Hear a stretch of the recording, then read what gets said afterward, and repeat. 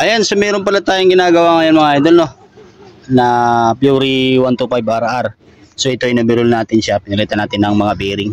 Kasi yung bearing nito mga idol, kanina ang lakas ng tunog sir, no? Lakas, makakalampag siya. Tapos yan, lalagay na natin lahat. So mga pinalitan natin bearing, input shop, output shop. Tapos yung sa dito sa sprocket. Tapos itong dalawang bearing sa sigunyal. Ito yung mga pinalitan natin, idol, no? So ngayon mga idol, ay tuturo ko sa inyo kung paano i-assemble ang transmission gear dito sa makina. Okay, so umpisa natin mga idol.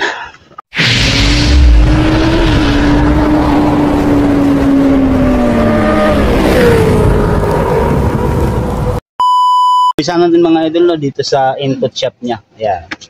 So pagka nabunot niyo siya, halimbawa nabunot nyo, walang ibang washer dyan mga idol, kundi bushing lang yan. Ito.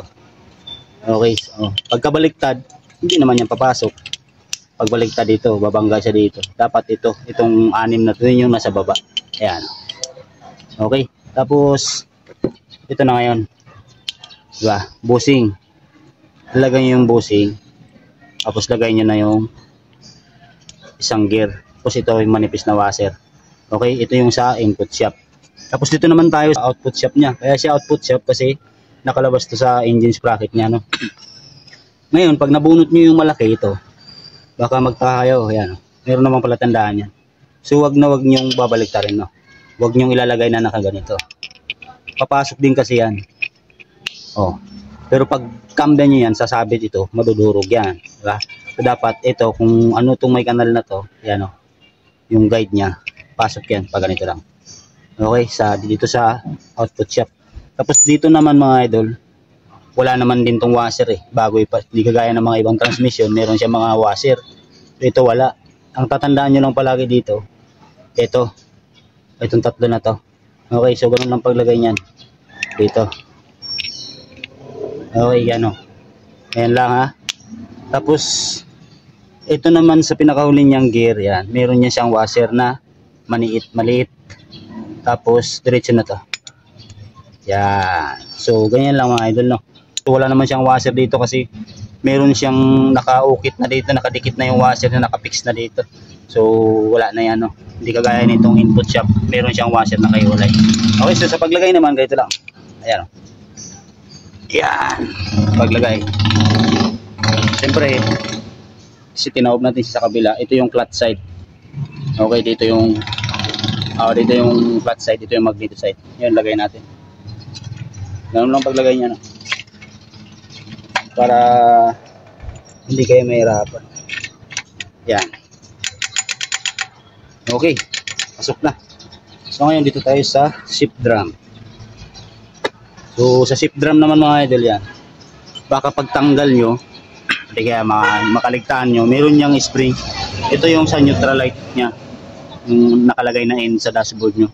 Dito yung tatapat, no?